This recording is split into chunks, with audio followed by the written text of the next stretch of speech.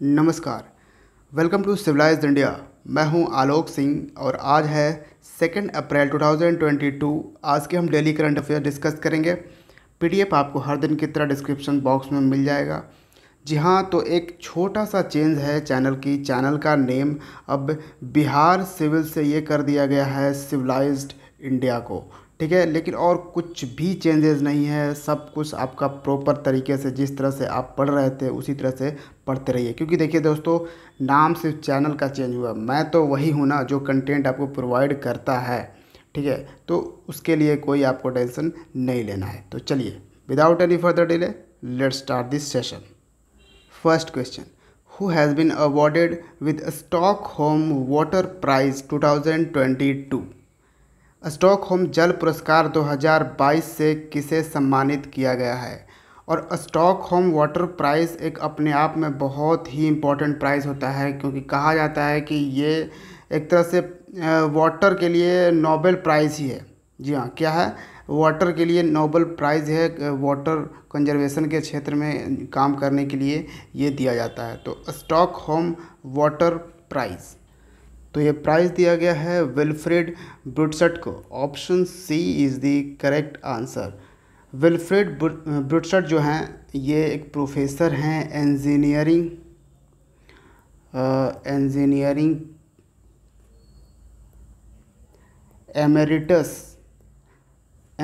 Emeritus के ये professor हैं। एक यूनिवर्सिटी आपको मिलेगी अमेरिका में, यूएसए में। कौन सी? Cornell university. ठीक है, इस यूनिवर्सिटी में ये प्रोफेसर हैं और इनको ये स्टॉकहोम वाटर प्राइज़ दिया गया है। और आपको मालूम होना चाहिए कि स्टॉकहोम जो है वो कैपिटल सिटी है स्वीडन की। ठीक है, और इसी तरह का वाटर कंजर्वेशन के क्षेत्र में अच्छा काम करने के लिए भारत सरकार यानी कि भारत की एक मंत्रालय है जल शक्ति मिनिस्ट्री, इसने भी हाल ही में ये जो प्राइज़ है वो डिस्ट्रीब्यूट किए गए हैं, जल शक्ति मिनिस्ट्री। हालांकि ये अवार्ड जो है जल शक्ति मिनिस्ट्री द्वारा रिलीज़ किया गया है, लेकिन अवार्ड डिस्ट्रीब्यूट किसने किया है, सबको दिया किसने है? तो वो हमारे प्रेसिडेंट रामनाथ कोविंद द्वारा। तो जल शक्ति मिनिस्टर हैं गजेंद्र सिंह शेखावत, और ये था नेशनल वाटर कंजर्वेशन। ठीक है, नेशनल वाटर कंजर्वेशन, ये इसको जीता किसने? तो स्टेट की कैटेगरी में अगर हम बात करें तो उत्तर प्रदेश ने जीता। उत्तर प्रदेश का यूपीपीसीएस भी रिसेंटली है, तो ये सब भी याद रखना अगर आप यूपीपीसीएस का भी फॉर्म अगर फिल कर रहे हो तो। फिर और भी कैटेगरीज में दिए गए हैं, जैसे डिस्ट्रिक्ट की कैटेगरी में, डिस्ट्रिक्ट में ईस्ट जोन की कैटेगरी में, जैसे बिहार का एक ज़िला है ईस्ट चंपारण, इसने जीता है बेस्ट नेशनल वाटर यहाँ पे दिया गया ईस्ट चंपारण। और डिस्ट्रिक्ट ईस्ट जोन की कैटेगरी में फिर गोड्डा ज़िला जो है झारखंड का, इसने भी जीता है। ठीक है, तो इसको याद रख सकते हैं। और जल शक्ति मंत्रालय में रिसेंटली एक जल शक्ति मंत्रालय की सेक्रेटरी के तौर पे एक अपॉइंट करी गई हैं विनी महाजन। ठीक है, नेक्स्ट है, union minister for culture has inaugurated 3-day north east festival called Ishan Manthan. केंद्रीय संस्कृति मंत्री ने ईशान मंथन नामक 3 दिवसीय उत्तर पूर्व उत्सव का उद्घाटन किया है। तो ईशान मंथन का उद्घाटन कहाँ पे किया गया है? न्यू दिल्ली में। Option D is the correct answer. और किसने किया है? तो यूनियन मिनिस्टर फॉर कल्चर कौन हैं? जी किशन रेड्डी। ठीक है, जी किशन रेड्डी सिर्फ यूनियन मिनिस्टर फॉर कल्चर ही नहीं हैं, बल्कि इनके पास जो दूसरी मिनिस्ट्री है वो है development of north eastern region of India. समझ गए? North eastern region of India का डेवलपमेंट भी ये मंत्रालय एक अलग से है, जो कि जी किशन रेड्डी ही संभाल रहे हैं। तो ये भी आप याद रख सकते हो। नेक्स्ट है, first edition of maiden IONS maritime exercise 2022 IMEX 2022 was held in which state. तो ये प्रथम संस्करण है IONS समुद्री अभ्यास 2022 का। पहला संस्करण किस राज्य में आयोजित किया जाएगा? तो ये पहला संस्करण जो है मेडन IONS क्या है? ये है Indian ocean Naval symposium. Indian ocean Naval symposium है IONS। तो ये एक्सरसाइज ऑर्गेनाइज किया जाएगा, कंडक्ट किया जाएगा गोवा में। Option A is the correct answer. Goa के रिसेंटली नए चीफ मिनिस्टर बने हैं। जी हाँ, क्या नाम है? प्रमोद सावंत। गोवा की कैपिटल है पणजी। और रिसेंटली टूरिज़्म मिनिस्ट्री ने लॉन्च करी थी एक लिस्ट जिसमें टॉप 10 में बिहार 9th पोजीशन पे था टूरिज़्म में, यानी कि कितने फॉरेन विजिटर्स, कितने फॉरेन टूरिस्ट इस प्लेस को विज़िट करने आते हैं। इसके मामले में बिहार जो था वो 9th पोजीशन पे और गोवा 10th पोजीशन पे था। ठीक है, यानी गोवा से ज़्यादा लोग बिहार को विज़िट करने आते हैं। फॉरेन टूरिस्ट की हम यहाँ पे बात कर रहे हैं। Next question, which states Jingkieng Jri और living root bridge has been included in UNESCO's tentative list of world heritage sites. UNESCO की विश्व धरोहर स्थलों की अस्थायी सूची में किस राज्य के चिंग कियांग जरी या लिविंग रूट ब्रिज को शामिल किया गया है? पहली बात यहाँ पे जानना है इस क्वेश्चन से आपको कि टेंटेटिव लिस्ट क्या होता है। ठीक है, डायरेक्ट यूनेस्को ने वर्ल्ड हेरिटेज लिस्ट में शामिल कर लिया है इस लिविंग रूट ब्रिज को? तो नहीं।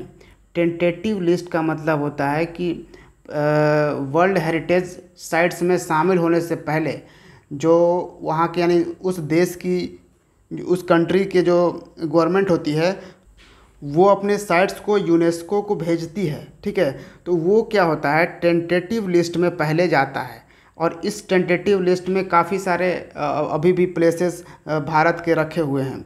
ठीक है, और इस टेंटेटिव लिस्ट से कुछ अप्रूव होते हैं जो यूनेस्को के वर्ल्ड हेरिटेज लिस्ट में शामिल होते हैं, कुछ अप्रूव नहीं भी होते हैं, वो वैसे ही रह जाते हैं। ठीक है, तो इसी तरह से इस बार यानी 2022 में फिर से टेंटेटिव लिस्ट में एक नया साइट 1-2 भेजा गया है। इसके साथ ही और भी भेजे गए हैं, मैं बताता हूँ। तो पहले ये हम बात करते हैं टेंटेटिव लिस्ट में भेजे गए हैं यूनेस्को को। ठीक है, तो कौन से राज्य का ये है लिविंग रूट ब्रिज? ये है मेघालय का। Option A is the correct answer. और देखिए ये बड़ा कमाल का लिविंग रूट ब्रिज होता है। यहाँ पे आप पिक्चर देख सकते हैं, पिक्चर मैंने इसलिए आपके लिए लगाया है। ये जो पेड़ हैं, ये जो ट्री है, उनकी जो रूट्स हैं, उनकी जो जड़ें हैं, या फिर उनकी जो सोर वगैरह जो यूज़ होती है, उन जड़ों से ही ये पूरा देखिए ब्रिज बना हुआ है। पूरा ये इस तरफ से इस तरफ पूरा ओवर ब्रिज बना हुआ है। ऐसा नहीं है कि पेड़ से अलग इस ब्रिज को, मतलब ये जो रूट है इसको पेड़ से काट दिया गया है, काट के फिर उसको यहाँ पे लगाया गया। जी नहीं, सब सारा कुछ पेड़ में लगा ही हुआ है, लगा ही ये ऐसे बना हुआ है। कुछ को मैनुअली लोग ट्रांसफ़र कर देते हैं और उसी तरह से फिर वो हो जाता है। ठीक है, तो ये जो खासियत है मेघालय राज्य में काफ़ी इम्पॉर्टेंट है ये। इसके लिए इसको यूनेस्को में वर्ल्ड हेरिटेज साइट्स के दर्जा देने के लिए सरकार ने भेजा है। और मेघालय में कहा जा रहा है ना कि 100 से भी ज़्यादा, जी हाँ 100 से भी ज़्यादा लिविंग रूट ब्रिजेज़ हैं। करीबन इन सब 72 गाँव में ये सब शामिल हैं। ये जो ब्रिजेज़ हैं, ये जो लिविंग रूट ब्रिज, ठीक है। और इन ब्रिजेज़ का देखभाल कौन करता है? ठीक है, कौन मेंटेनेंस करता है, या फिर इसको ठीक ठाक करता है, या फिर जो भी करता है, कौन करता है? तो मेघालय की एक इम्पॉर्टेंट ट्राइब है, एक या दो एक्चुअली कह सकते हैं। एक तो है खासी ट्राइब और दूसरी है जयंतिया। ठीक है, दोनों ट्राइब काफ़ी ज़्यादा इम्पोर्टेंट रोल अदा करते हैं इसके मेंटेनेंस में। और मेघालय में आपको पता होगा पहाड़ी भी हैं, खासी जयंतिया हिल्स भी हैं। ठीक है, तो ये चीज़ें हैं। अच्छा, 2022 में यूनेस्को में सिर्फ यही नहीं शामिल किया गया है, लिविंग रूट ब्रिज को ही टेंटेटिव लिस्ट में नहीं दिया गया है, बल्कि एक है महाराष्ट्र का, क्या है महाराष्ट्र का, जियोग्लिफ्स। ठीक है, जियोग्लिफ्स इसको कहा जाता है, ये महाराष्ट्र का, इसको भी शामिल किया गया है टेंटेटिव लिस्ट में। फिर है आंध्र प्रदेश का वीरभद्र टेम्पल, इस मंदिर को टेंटेटिव लिस्ट में डाला गया है। फिर आंध्र प्रदेश का ही है, और इस मंदिर का ही एक है नंदी का है, या फिर मोनोलिथिक बुल है। नंदी जो शंकर जी का जो वो होता है नंदी, उसको हम बोलते हैं वो जो जानवर होता है, ठीक है, उसको भी शामिल किया गया है टेंटेटिव लिस्ट में। तो ये दोनों आंध्र प्रदेश के, और ये जो है एक महाराष्ट्र का आपको हमने बताया जियोलिप्स। Next question, who has won the BBC Indian sports women of the year 2021? BBC Indian sports women of the year award 2021 किसने जीता है? तो इसको जीत लिया है मीराबाई चानू ने। Option A is the correct answer. Mirabai Chanu Manipur से बिलोंग करती हैं, और ये एक वेट लिफ्टर हैं, और रिसेंटली जो टोक्यो ओलंपिक 2020 ऑर्गेनाइज हुआ था, उसमें इन्होंने जीता था सिल्वर मेडल। ठीक है, तो ये भी याद रखिएगा। और BBC ने और भी अवार्ड्स डिक्लेयर किया गया, जैसे BBC Indian sports women of the year award तो मीराबाई चानू को मिल गया, और BBC emerging player of the year award किसे दिया गया? शेफाली वर्मा काफ़ी यंग क्रिकेटर हैं, विमेन क्रिकेटर। ठीक है, और फिर एक हैं BBC life time achievement award दिया गया। अचीवमेंट अवार्ड किसे दिया गया? BBC life time achievement award ये दिया गया है कर्णम मल्लेश्वरी को। कर्णम मल्लेश्वरी आपको पता होगा, ये फॉर्मर वेट लिफ्टर हैं, पूर्व वेट लिफ्टर हैं। एक टाइम में 2000 ईस्वी में इन्होंने गोल्ड मेडल जीता था। ठीक है, Karnam Malleswari. Next, who has been appointed as the new chairman of broadcast audience research council, यानी BARC India. Broadcast audience research council India के नए अध्यक्ष के रूप में किसे नियुक्त किया गया है? ये हैं Shashi Sinha. Option B is the correct answer. Next question है, NITI Aayog has launched a book Indian agriculture towards 2030 in association with which international organisation? NITI Aayog ने किस संगठन के सहयोग से इंडियन एग्रीकल्चर टुवर्ड 2030 पुस्तक लॉन्च किया है? तो इंडियन एग्रीकल्चर टुवर्ड्स 2030, इस पुस्तक में बेसिकली भारत की जो एग्रीकल्चर है उसको डेवलप करने के लिए, भारत की एग्रीकल्चरल के लिए इंफ्रास्ट्रक्चर डेवलप होगी, और जो भी फार्मर्स हैं उनकी इनकम भी बढ़ेगी, जिससे कि तो एग्रीकल्चर के सेक्टर्स में काफ़ी कुछ बनाने के लिए, उसके लिए प्लानिंग, वो सब कुछ इंडियन एग्रीकल्चर टुवर्ड्स 2030 में लिखी गई है। तो नीति आयोग जो कि भारत का थिंक टैंक है, जिसने रिप्लेस किया था 5 ईयर प्लान जो हमारा आया करता था, 5 ईयर प्लानिंग जो हुआ करती थी, उसको रिप्लेस करके नीति आयोग लाया गया था। ठीक है, तो नीति आयोग किसके साथ? यह international organisation food and agriculture organisation. Option D is the correct answer. Headquarter इसका कहाँ पे मिलेगा आपको? रोम में। रोम कहाँ पे है? इटली। तो प्लानिंग कमीशन को रिप्लेस करके नीति आयोग सेटअप किया गया था 2015 में। ठीक है, 2015 में ये सेटअप किया गया था।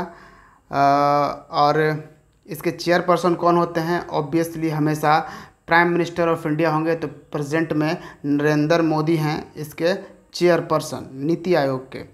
ठीक है, लेकिन यहाँ पे कुछ और चीज़ें आपसे पूछ सकता है, जैसे वाइस चेयरपर्सन कौन है? तो वाइस चेयरपर्सन राजीव कुमार हैं प्रेजेंट में। ठीक है, तो ये याद रख सकते हैं। सीईओ पूछ सकता है आपको, ये एक इम्पॉर्टेंट पोस्ट हो सकता है नीति आयोग का, सीईओ। तो सीईओ में कौन है अभी? अमिताभ कांत को फिर से एक्सटेंशन दे दिया गया है, इनका कार्यकाल और बढ़ा दिया गया है। ठीक है, तो इसलिए अमिताभ कांत ही हैं अभी CEO of NITI Aayog. Next question है, the researchers of which country has detected microplastic in human blood for the first time ever?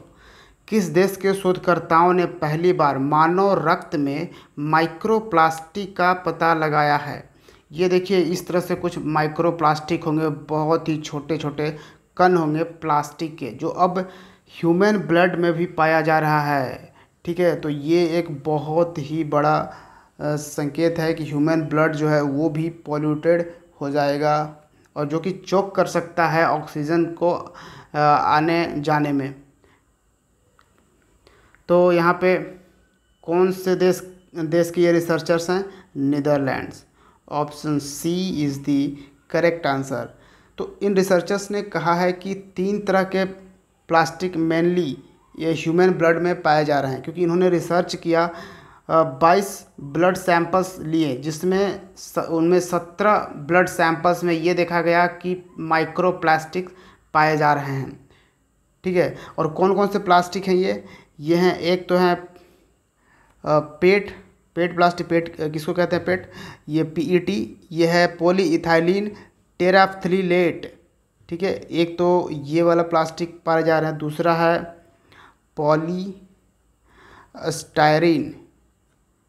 Polystyrene plastic पाया जा रहा है, फिर है पॉलीइथाइलिन प्लास्टिक। तो ये 3 तरह के प्लास्टिक पाए जा रहे हैं ह्यूमन ब्लड में। बहुत वेरियस तरीके से ये जा रहे हैं, जैसे फूड पैकेजिंग वगैरह होता है, कुछ जो फूड पैकेज होता है उसके थ्रू जा रहा है, गर्म होता है तो उसमें चला जाता है, वाटर बोतल का यूज़ करते हैं उससे भी जा रहा है। तो बहुत तरीके से ये वो जो है ब्लड में मिक्स हो रहा है। नेक्स्ट है, Rajasthan foundation day is observed every year on which date? Rajasthan स्थापना दिवस प्रत्येक वर्ष कब मनाया जाता है? तो राजस्थान स्थापना दिवस मनाता है 30 मार्च को। Option B is the correct answer, क्योंकि राजस्थान का फाउंडेशन हुआ था 1949 में। ठीक है, 30 मार्च 1949 में हुआ था। तो इस बार जो है 73rd स्थापना दिवस मना रहा है राजस्थान। ठीक है, राजस्थान की कैपिटल है द पिंक सिटी जयपुर, और जयपुर वो शहर है जो यूनेस्को के, ठीक है, यूनेस्को का एक प्रोग्राम रहता है जिसमें ये शामिल करते हैं यूनेस्को क्रिएटिव सिटीज़ नेटवर्क। ठीक है, यूनेस्को क्रिएटिव सिटीज़ नेटवर्क में जयपुर शामिल है। किस लिए? तो जयपुर के क्राफ्ट्स एंड फोक आर्ट्स के लिए जयपुर को शामिल किया गया है। ठीक है, और राजस्थान में ना 4 टाइगर रिजर्व हैं, और जो चौथा टाइगर रिजर्व है वो रिसेंटली टाइगर रिजर्व डिक्लेयर किया गया है। वो कौन सा है? रामगढ़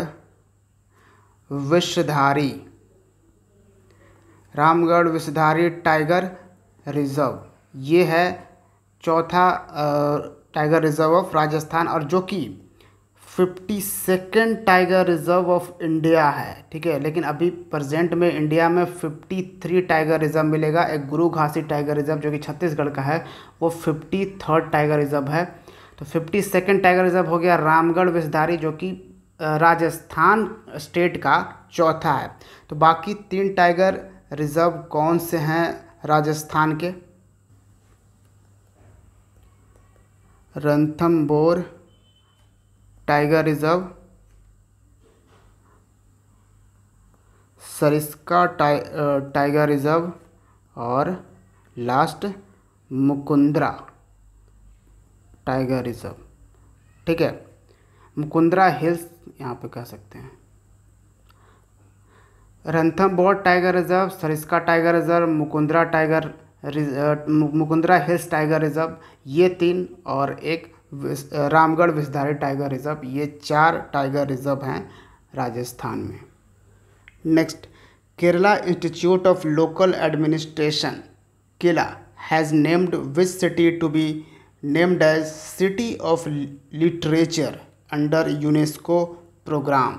तो अभी हमने बताया आपको कि यूनेस्को क्रिएटिव सिटीज़ डिक्लेयर करता है, क्रिएटिव सिटीज़ नेटवर्क बनाता है। तो उसके तहत यहाँ पे लिटरेचर के लिए पूछा गया है city of literature under UNESCO programme. Kerala स्थानीय प्रशासन संस्थान ने यूनेस्को कार्यक्रम के तहत किस शहर को साहित्य का शहर नामित किया है?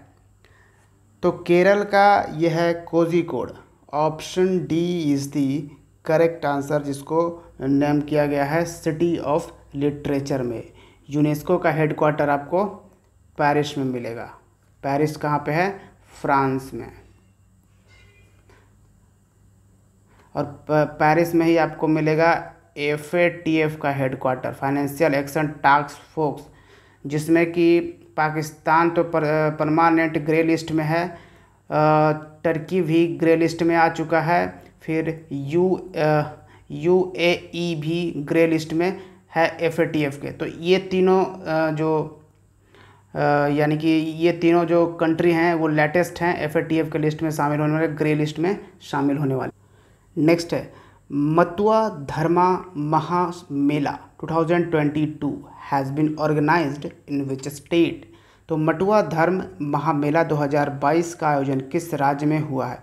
देखिए, मटुआ जो है ना, मटुआ एक शेड्यूल्ड कास्ट कम्युनिटी है। ठीक है, मटुआ ये कहाँ पे पाई जाती है? बंगाल में, वेस्ट बंगाल में। Option C is the correct answer. Next and आज का last question, alopecia areata disorder is in news recently, what does this condition lead to? Alopecia areata disorder हाल ही में चर्चा में है, यह स्थिति क्या पैदा करती है? तो ये जो चीज़ें हैं, एलोपेशिया अरेटा डिसऑर्डर एक तरह से बीमारी कह सकते हैं, डिसऑर्डर है।